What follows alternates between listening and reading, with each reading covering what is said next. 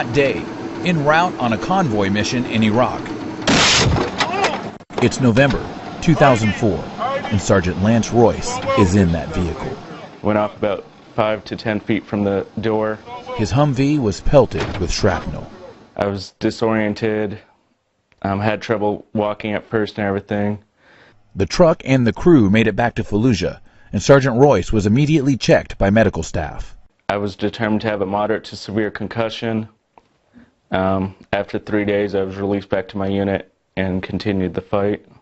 After 2 more months of fighting, Sergeant Royce returned home.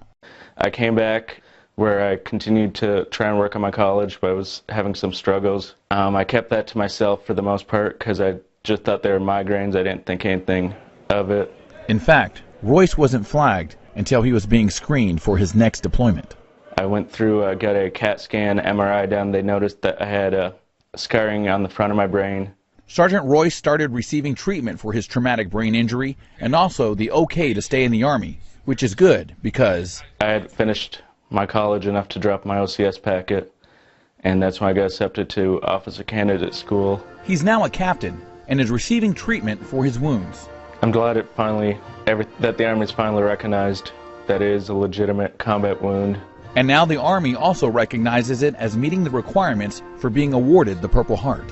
It had always been my goal, even before I came to the Army, to get commissioned. Army Sergeant Elliot Valdez, Grafenwehr, Germany.